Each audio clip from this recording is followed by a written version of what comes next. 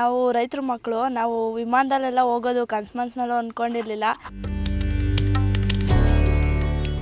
ಒಂದು ಸಲವಾದರೂ ವಿಮಾನದಲ್ಲಿ ಪ್ರಯಾಣ ಮಾಡಬೇಕು ಎಂಬ ಆಸೆ ಯಾರಿಗಿರುವುದಿಲ್ಲ ಹೇಳಿ.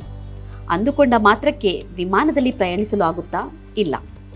ಅದಕ್ಕೆ ಬಹಳಷ್ಟು ಹಣದ ಅಗತ್ಯ ಇರುತ್ತದೆ. ಆದರೆ ಶಿಕ್ಷಕರೊಬ್ಬರು ತಮ್ಮ ಸಂಬಳದ ಕೂಡಿಟ್ಟ ಹಣದಲ್ಲಿ ವಿದ್ಯಾರ್ಥಿಗಳನ್ನು ವಿಮಾನದಲ್ಲಿ ಪ್ರವಾಸಕ್ಕೆ ಕರೆದುಕೊಂಡು ಹೋಗಿ ಬಂದಿದ್ದಾರೆ. ತುಮಕೂರು ತಾಲೂಕಿನ ಹರಳೂರು ಗ್ರಾಮದ ಶ್ರೀ ಸಿದ್ಧಗಂಗಾ ಸಂಸ್ಥೆಯ ಶ್ರೀ ವೀರಭದ್ರೇಶ್ವರ ಗ್ರಾಮಾಂತರ ಪ್ರೌಢಶಾಲೆಯ ಮುಖ್ಯೋಪಾಧ್ಯಾಯ ರಾಜಣ್ಣ ಅವರೇ ಮಕ್ಕಳಿಗೆ ವಿಮಾನಯಾನ ಮಾಡಿಸಿದ ಶಿಕ್ಷಕರಾಗಿದ್ದಾರೆ. ಅಷ್ಟಕ್ಕೂ ಮುಖ್ಯ ಶಿಕ್ಷಕ ರಾಜಣ್ಣ ಇಂತಹ ಮಹತ್ವ ಕಾರ್ಯಕ್ಕೆ ಮುಂದಾಗಿದ್ದು ಯಾಕೆ ಎಂಬುದು ಕುತೂಹಲಕಾರಿಯಾಗಿದೆ. ಆ ಕುರಿತ ಎಲ್ಲ ಮಾಹಿತಿ ಮುಂದಿದೆ. ಒಟ್ಟು 51 ವಿದ್ಯಾರ್ಥಿಗಳು, ಶಿಕ್ಷಕರು ಹಾಗೂ ಶಾಲೆಯ ಅಡುಗೆ ಸಿಬ್ಬಂದಿ ಬೆಂಗಳೂರಿನಿಂದ ಪುಣೆಗೆ ಹೋಗಿ 5 ದಿನಗಳ ಶೈಕ್ಷಣಿಕ ಪ್ರವಾಸ ಮುಗಿಸಿಕೊಂಡು ಬಂದಿದ್ದಾರೆ. ಮಕ್ಕಳ ಮೊದಲ ವಿಮಾನ ಪ್ರಯಾಣದ ಅನುಭವ ಹೇಗಿತ್ತು ಎಂಬುದನ್ನು ಅವರೇ ವಿವರಿಸಿದ್ದಾರೆ ನೋಡಿ. ವಿಮಾನದಲ್ಲಿ ನಾವು ಓಡಾಡ್ತೀವಿ ಅನ್ನೋ ಕನಸನ್ನು ಇಟ್ಕೊಂಡಿದ್ದು, ಅದು ನನಸನ್ನು ಮಾಡೋದಕ್ಕೆ ನಮ್ಮ ಶಾಲೆಯ ಎಲ್ಲ ಶಿಕ್ಷಕರು ಮತ್ತು ನಮ್ಮ ಸಂಸ್ಕೃತ ಮುಖ್ಯ ಶಿಕ್ಷಕರಾದಂತಹ ಎಂ ರಾಜಣ್ಣ ಸರ್ ಅವರು ಕೂಡ ಸಹಕಾರ ಮಾಡಿ ನಮ್ಮನ್ನೆಲ್ಲರೂ ವಿಮಾನದಲ್ಲಿ ಪ್ರಯಾಣ ಮಾಡೋದಕ್ಕೆ ಸುಲಭ ಮಾಡಿಕೊಟ್ರು. ಆದ್ದರಿಂದ ಅವ್ರಿಗೆ ಮತ್ತು ನಮ್ಮ ಶಾಲೆಗೆ ಹಾಗೂ ಎಲ್ಲ ಶಿಕ್ಷಕರಿಗೆ ವಂದನೆಗಳನ್ನು ತಿಳಿಸೋದಕ್ಕೆ ಇಚ್ಛಿಸ್ತೀನಿ. ನಾವು ವಿಮಾನಕ್ಕೆ ಇಲ್ಲಿಂದ ಹೋಗೋ ಪ್ರವಾಸ ಹಿಂದಿನ ದಿನ ನಾವು ಲಗೇಜ್ಗಳನ್ನೆಲ್ಲ ಬಸ್ನಲ್ಲಿ ಹಾಕಿ ಕಳಿಸ್ದೋ. ಮಾರನೇ ದಿವಸ ನಾವು ಬೆಳಗ್ಗೆ ಇಲ್ಲಿ ಬಂದು ವೀರಭದ್ರ ಸ್ವಾಮಿ ದೇವಸ್ಥಾನದಲ್ಲಿ ಪೂಜೆ ಮಾಡಿಸಿ ದೇವರ ಆಶೀರ್ವಾದ ಪಡ್ಕೊಂಡು ನಾವು ಇಲ್ಲಿಂದ ಹೊರಟು. ಮಧ್ಯಾಹ್ನ 1 ಗಂಟೆ ಅಷ್ಟೊತ್ತಿಗೆ ನಾವು ಬೆಂಗಳೂರನ್ನು ತಲುಪಿದೋ. ಬೆಂಗಳೂರಲ್ಲಿ ವಿಮಾನವನ್ನು ಹತ್ತಿದಾಗ ನಮಗೆ ಅದೊಂದು ಆಶ್ಚರ್ಯ ಆಗಿತ್ತು. ಯಾವ ರೀತಿ ಇರುತ್ತೋ, ಅದು ಯಾವ ರೀತಿ ಚಲಿಸುತ್ತೋ, ಏನಾಗುತ್ತೋ ಅನ್ನೋದು ಭಯ ಇತ್ತು. ಮತ್ತು ನಾವು ಅದರಲ್ಲಿ ಹೋದಾಗ ಟೇಕ್ ಆಫ್ ಆದಾಗ ಒಂದು ಸ್ವಲ್ಪ ವಿಮಾನ ಅಲುಗಾಡ್ತು. ಅದರಿಂದ ನಮಗೂ ಏನಾಗುತ್ತೋ ಅನ್ನೋ ಭಯ ಇತ್ತು. ಆದಮೇಲೆ ಮೇಲೆ ಹೋಗ್ತಾ ತುಂಬ ಖುಷಿಯಾಯಿತು. ಹೊರಗಡೆ ನೋಡಿದಾಗ ನಾವು ಅಲ್ಲಿ ಕೆಳಗಿಂದ ದೃಶ್ಯ ಎಲ್ಲ ಚಿಕ್ಕದಾಗಿ ಕಾಣೋದು. ಮತ್ತು ಮೋಡದ ಮೇಲೆ ಹೋದಾಗ ಮೋಡಗಳು ಯಾವ ರೀತಿ ತೇಲ್ತವೆ ಅದರೆಲ್ಲ ನೋಡ್ದು. ಕೆಳಗಡೆ ನಾವು ನೋಡಿದಾಗ ತುಂಬ ಚಿಕ್ಕದಾಗಿ ಕಾಣೋದು, ಸುಂದರವಾಗಿ ಕಾಣೋದು. ಬೆಟ್ಟ ಗುಡ್ಡಗಳು ಎಲ್ಲ ನಮ್ಮ ಕಣ್ಣಿಗೆ ನಾವು ದೂರದಿಂದ ನೋಡಿದಾಗ ಇನ್ನೂ ಎಲ್ಲ ಕಡೆ ಯಾವ್ಯಾವ ರೀತಿ ಇದೆ ಅನ್ನೋದನ್ನ ನಮಗೆ ಕಂಡು ಬಂತು.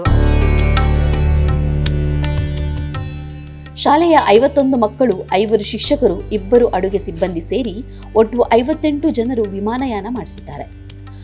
ಹರಳೂರಿನಿಂದ ಬೆಂಗಳೂರಿಗೆ ಪ್ರಯಾಣಿಸಿ ಕೆಂಪೇಗೌಡ ಅಂತಾರಾಷ್ಟ್ರೀಯ ವಿಮಾನ ನಿಲ್ದಾಣದಿಂದ ಮಹಾರಾಷ್ಟ್ರದ ಪುಣೆಗೆ ವಿಮಾನದಲ್ಲಿ ಪ್ರಯಾಣಿಸಿದ್ದಾರೆ. ಪ್ರತಿ ಟಿಕೆಟ್ಗಳಿಗಾಗಿ ತಲಾ 4,675 ರೂಪಾಯಿಗಳಂತೆ ಒಟ್ಟು 2,71,150 ರೂಪಾಯಿಗಳನ್ನು ತಮ್ಮ ಸಂಬಳದಲ್ಲಿ ಕೂಡಿಟ್ಟ ಹಣದಿಂದ ವ್ಯಯಿಸಿದ್ದಾರೆ. ಶೈಕ್ಷಣಿಕ ಪ್ರವಾಸಕ್ಕೆ ಹೋಗುವ ಸಿದ್ಧತೆ ಹಾಗೂ ಅದಕ್ಕೆ ಬೇಕಾದ ಹಣದ ವ್ಯವಸ್ಥೆಯನ್ನೇನೋ ಶಿಕ್ಷಕ ರಾಜಣ್ಣ ಮಾಡಿದ್ದರು. ಆದರೆ ಮಕ್ಕಳನ್ನು ವಿಮಾನದಲ್ಲಿ ಕರೆದೊಯ್ಯಲು ಪಾಲಕರನ್ನು ಒಪ್ಪಿಸುವ ದೊಡ್ಡ ಸವಾಲು ಅವರಿಗೆ ಎದುರಾಗಿತ್ತು. ಆ ಸವಾಲನ್ನು ಪರಿಹರಿಸಿಕೊಂಡಿದ್ದು ಹೇಗೆ? ಭಯನೂ ಪಟ್ಟರು ಸರ್. ಜೊತೆಗೆ ಏನಾಯಿತು ಅಂತಂದ್ರೆ ಅವ್ರು ಯಾರೂ ನಂಬಲಿಲ್ಲ.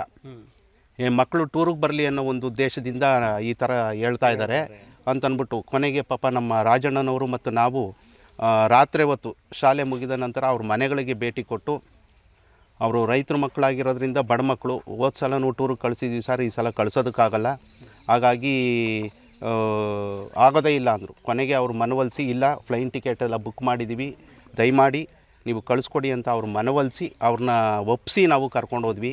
ಆದರೂ ಕೆಲವರು ಪೋಷಕರಲ್ಲಿ ಅನುಮಾನ ಇತ್ತು, ಭಯನೂ ಇತ್ತು. ಮಕ್ಕಳು ವಿಮಾನದಲ್ಲಿ ಹೋಗ್ತಾ ಇರೋದು ಇದು ಮೊದಲನೇ ಸಲ, ಏನಾದರೂ ತೊಂದರೆ ಆಗುತ್ತೇನೋ ಅನ್ನೋತಕ್ಕಂಥ ಭಯ ಅವರಲ್ಲಿತ್ತು. ನಾವು ಅವರಿಗೆ ಭರವಸೆಯನ್ನು ಕೊಟ್ಟು, ನಾವು ಕೂಡ ನಿಮ್ಮ ಮಕ್ಕಳ ಜೊತೆ ಇರ್ತೀವಿ, ಧೈರ್ಯವಾಗಿ ಕಳಿಸ್ಕೊಡಿ ಅಂತಂದ್ಬಿಟ್ಟು ಯಶಸ್ವಿಯಾಗಿ ಪ್ರವಾಸವನ್ನು ಮುಗಿಸ್ಕೊಂಡು ಬಂದಿದ್ದೀವಿ ಸರ್. ಇನ್ನು ವಿಮಾನದಲ್ಲಿ ಪ್ರಯಾಣಿಸಿ ಬಂದಿರುವ ಮಕ್ಕಳ ಖುಷಿ ಹೇಳುತ್ತಿರೋದು.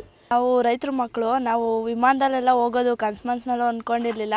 ನಾವು ಮೇಲ್ಗಡೆ ವಿಮಾನ ಎಲ್ಲ ಆಕಾಶದಲ್ಲಿ ಆಗ್ತಾಯಿದ್ರೆ ಅದಕ್ಕೆ ಚಿಕ್ಕ ವಯಸ್ಸಿಂದ ಬಾಯಿ ಮಾಡಿಕೊಂಡು ಅದನ್ನು ನೋಡ್ಕೊಂಡು ಖುಷಿ ಪಡ್ತಿದ್ದೋ ಅಷ್ಟೇ. ಆದರೆ ನಾವು ನಮ್ಮ ಶಾಲೆಯಿಂದ ವಿಮಾನದಲ್ಲಿ ನಾವು ಹೋಗ್ತಾ ಇದ್ದೀವಿ ಅನ್ನೋದು ತುಂಬ ಖುಷಿ ಆಗ್ತಾಯಿತ್ತು. ಅದು ತುಂಬ ಕುತೂಹಲದಿಂದ ಕಾಯ್ತಾಯಿದ್ದು, ಆವತ್ತಿನ ಡೇಟ್ ಯಾವಾಗ ಬರುತ್ತೆ, ಟ್ರಿಪ್ಪಿಗೆ ಯಾವಾಗ ಹೋಗ್ತೀವಿ ಅಂತ.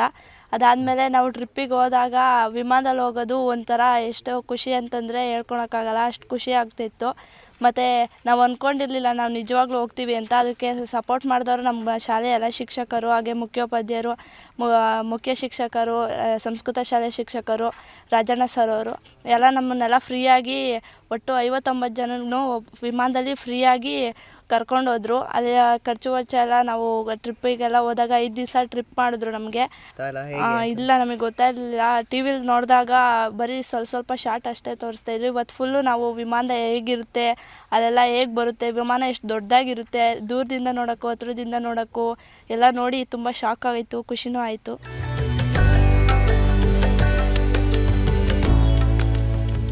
ಅಷ್ಟಕ್ಕೂ ಮುಖ್ಯ ಶಿಕ್ಷಕ ರಾಜಣ್ಣ ಅವರು ಮಕ್ಕಳಿಗೆ ವಿಮಾನ ಪ್ರಯಾಣ ಮಾಡಿಸಿದ್ದು ಯಾಕೆ ಅವರೇ ವಿವರಿಸಿದ್ದಾರೆ ನೋಡಿ. ನಾನು ಸಣ್ಣವನಿದ್ದಾಗ ಆಗ ಅಲ್ಪ ಸ್ವಲ್ಪ ವಿಮಾನಗಳು ಹಾರಾಟ ಮಾಡ್ತಿದ್ದೋ. ನಾನು ಊಟ ಮಾಡ್ತಿದ್ರು ಕೂಡ ವಿಮಾನ ಬಂದರೆ ಸೌಂಡ್ ಕೇಳಿದ್ರೆ ಇಳಿಕೆ ರೋಡ್ ಬಂದು ನೋಡ್ತಿದ್ದೆ. ನಮ್ಮ ಅಕ್ಕಪಕ್ಕ ಮನೆಯವರು ಗೇಲಿ ಮಾಡ್ತಿರು, ನಾಳೆ ಕತ್ಬಿಡ್ತಾನೆ ಇವನು ಅಂತ ಹೊರಟು ಭಾಷೆಯಲ್ಲಿ ಗೇಲಿ ಮಾಡ್ತಿರು, ಗ್ರಾಮೀಣ ಭಾಷೆಯಲ್ಲಿ. ನನಗವತ್ತು ಕನಸಿತ್ತು ನಾನು ಒಂದಿನ ಫ್ಲೈಟ್ ಹತ್ತಬೇಕು ಅಂತ. ಆದರೆ ನಾನು ಕೆಲವು ಸರಿ ನಾನು ಓಡಾಡಿದೆ. ಇನ್ನೊಂದು ಆಲೋಚನೆ ಏನಪ್ಪ ಅಂದರೆ ನನ್ನ ಮಕ್ಕಳನ್ನ ಒಂದು ಸರಿ ನಾನು ಫ್ಲೈಟಲ್ಲಿ ಕರ್ಕೊಂಡು ಹೋಗ್ಬೇಕು, ಅವ್ರ ಜೊತೆ ಖುಷಿ ಹಂಚ್ಕೊಬೇಕು ಅಂತಕ್ಕಂಥ ಒಂದು ಉದ್ದೇಶ. ಯಾಕಪ್ಪ ಅಂದರೆ ನಮ್ಮ ಪರಮ ಪೂಜ್ಯ ಡಾಕ್ಟರ್ ಶ್ರೀ ಶಿವಕುಮಾರ ಮಹಾಸ್ವಾಮೀಜಿಯವರು ಅವರು ಯಾವುದೇ ಪವಾಡ ಮಾಡಲಿಲ್ಲ, ಯಾವುದೇ ಮಾಟ ಮಂತ್ರ ಮಾಡಲಿಲ್ಲ, ಆದರೆ ದೇವರಾದರು. ಯಾಕಪ್ಪ ದೇವರಾದರು ಅಂದರೆ ಮಕ್ಕಳಲ್ಲಿ ದೇವರನ್ನು ಕಂಡು ಅವರು ನಾಡಿಗೆ ದೇವರಾದರು. ಅವರ ಮಾರ್ಗದರ್ಶನದಲ್ಲಿ ಅವರ ತತ್ವಗಳನ್ನು ಅನುಸರಿಸ್ಕೊಬೇಕು ಅಂತ ಮಕ್ಕಳಲ್ಲಿ ಖುಷಿಯನ್ನು ಕಾಣಬೇಕಂತ ಒಂದು ಉದ್ದೇಶದಿಂದ ಪರಮ ಪೂಜ್ಯ ಸಿದ್ಧಲಿಂಗ ಸ್ವಾಮೀಜಿಯವರ ಆಶೀರ್ವಾದ ಪಡೆದು ಅವರ ಮಾರ್ಗದರ್ಶನದಲ್ಲಿ ಈ ಒಂದು ವಿಮಾನಯಾನ ಮಾಡಿಸ್ಬೇಕು ಅಂತಕ್ಕಂಥ ಒಂದು ದೇವೋದ್ದೇಶದಿಂದ ನಾನು ಎಲ್ಲ ವಿಮಾನ ಖರ್ಚನ್ನು ನಾನು ಸ್ವಂತ ಭರಿಸಿ ಮಕ್ಕಳಲ್ಲಿ ಖುಷಿ ಕಾಣಬೇಕು ಅಂತ ಉದ್ದೇಶದಿಂದ ಈ ಒಂದು ಕಾರ್ಯಕ್ಕೆ ಕೈ ಹಾಕಿದ್ದಾಯಿತು. ಹಾಗಾಗಿ ಎಲ್ಲ ಮಕ್ಕಳಲ್ಲಿ ಖುಷಿಯನ್ನು ಕಂಡ್ವಿ, ಒಳ್ಳೆಯ ಉತ್ತಮವಾದ ಅನುಭವನ ಪಡ್ಕೊಂಡ್ರು. ಮೊದಲೆಲ್ಲ ಮಕ್ಕಳು ಹೆದರ್ತಾಯಿದ್ರು, ವಿಮಾನದಲ್ಲಿ ಹೋದರೆ ಹೇಗಾಗ್ತದೆ ಅಂತ. ಮತ್ತು ಪೋಷಕರು ಕೂಡ ಭಾಳ ಹೆದರಿದ್ರು, ನಮ್ಮ ಮಕ್ಕಳು ವಿಮಾನದಲ್ಲಿ ಹೋದರೆ ಹೇಗೆ ಅಂತ. ಮತ್ತು ಆ ಪೋಷಕರನ್ನ ನಾವು ಸಭೆ ಕರೆದು ಎಲ್ಲ ಏನಾಗೋದಿಲ್ಲ, ಅವ್ರ ಜೊತೆ ನಾವು ಕೂಡ ಇರ್ತೀವಿ, ಏನು ಭಯಪಡೋಂಥ ಅವಶ್ಯಕತೆ ಇಲ್ಲ, ಒಂದು ಅನುಭವ ಆಗಲಿ ಅಂತ ಇದು ಮಾಡಿದ್ವಿ. ಮಕ್ಕಳು ಕೂಡ ಪ್ರಾರಂಭದಲ್ಲಿ ಹತ್ತುವಾಗ ಸ್ಟಾರ್ಟ್ ಆಗುವಾಗ ಸ್ವಲ್ಪ ಭಯಪಟ್ಟರು, ಮುಖದ ಒಂದು ಇದು ನೋಡಿದಾಗ ಸ್ವಲ್ಪ ಭಯದ ವಾತಾವರಣ ಕಲಿತು. ಅದು ಟೇಕಪ್ ಆಗಿ ಮೇಲೆ ಹೋದ್ಮೇಲೆ ಎಲ್ಲ ಮಕ್ಕಳು ಕೂಡ ಓ ಅಂತ ಕೇಕೆ ಹಾಕಿದ್ರು.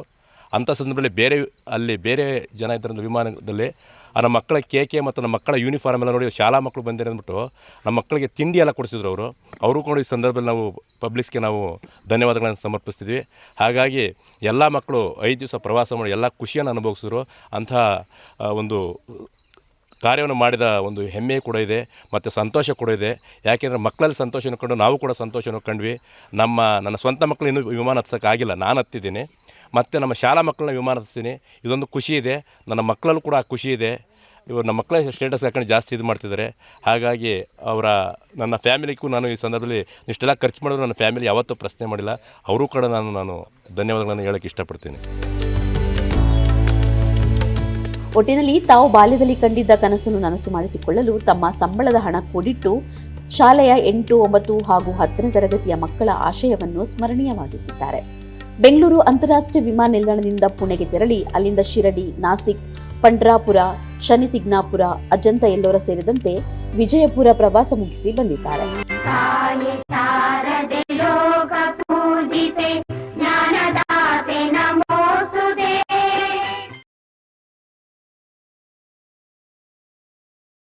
ಹೆಚ್ಚಿನ ಸುದ್ದಿ ಅಪ್ಡೇಟ್ಗೆ ಈಗಲೇ the federal Karnataka YouTube page ಅನ್ನು ಸಬ್ಸ್ಕ್ರೈಬ್ ಮಾಡಿ.